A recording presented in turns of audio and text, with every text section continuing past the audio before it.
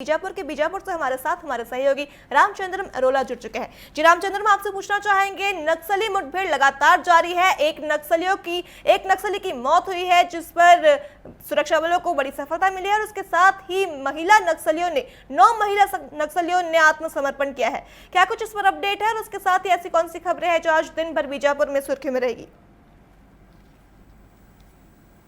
जी बिल्कुल। कल के दिन पुलिस के लिए एक उपलब्धि के रूप में देखा जा रहा है, क्योंकि एक तरफ कल पश्चिम डिविजनल जो गंगलूर एरिया कमेटी के से जो पूरी सुरक्षा बलों की मुठभेड़ थी, जिसमें एक माओवादियों को मार गिराने की पुलिस ने भी बताया है।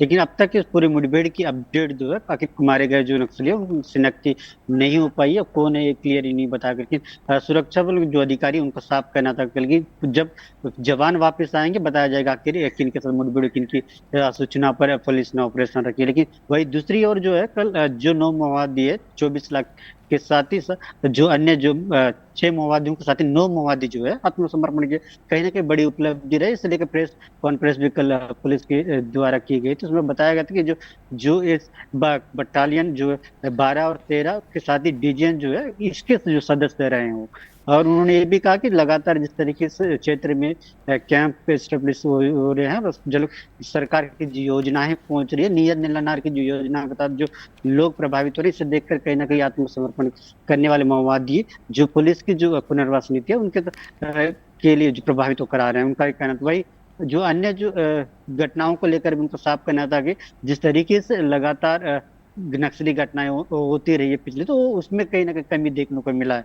तो आप समझ सकते हैं इस तरह के जो हालात है पिछले 2-3 सालों के पीछे आप जाते हैं तो बिल्कुल ऐसे देखने को नहीं मिलता था। लेकिन इन दिनों लगातार कहीं ना कहीं टेक्नोलॉजी बढ़ चुका है, पुलिस का भी मानना है, अधिकारियों का भी मानना है। अरे जो मूवमेंट पर वो नजर बना करे, क्योंकि जैसे कि नए नए सड़कें बन रहे, नए नए कैंप लग रहे, कहीं ना कहीं जो लोग स्थानीय लोग है उनका भरोसा जीतने में कहीं पुलिस अपनी पकड़ जो है यहीं से मजबूत करते, यही वजह है कि लगातार आत्मसमर्पण भी करने। तो छत्तीसगढ़ के जो स्वास्थ्य के दौरान उनसे बात जानकारी उनके द्वारा दिया गया कि जिस तरीके से पिछले दिनों की तुलना में इस बार जो स्वास्थ्य की सुविधाएं वो हम बढ़ाने की दिशा में हमारी सरकार काम करे। लेकिन कयानी में तो के बारे में भी हमने सवाल किया तो उनका साफ कहना था कि अब बीजापुर में इस बजट में जो है 200 बिस्तर के जो हॉस्पिटल का है उसका बजट में रखा है, वो बहुत जल्द बनेगा और बीजापुर के जो वासियों को लाभ मिलेगा। इसके अलावा उन्होंने दूसरी बात भी कहा कि मलेरिया है जो सरकार है 2020 तक खत्म करने का टारगेट था, लेकिन किसी वजह से नहीं हो पाया।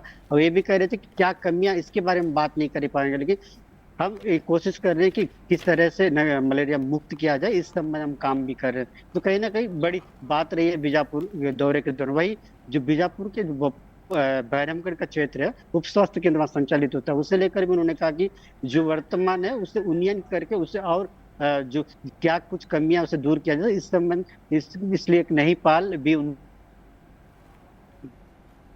जी रामचंद्रम, तमाम जानकारियों के लिए आपका धन्यवाद। तो ये थे बीजापुर से हमारे साथ हमारे सहयोगी रामचंद्रम अरोला, जिन्होंने हमें बताया कि ऐसी कौन सी खबरें हैं जो आज दिन भर बीजापुर में सुर्खियों में रहने वाली है।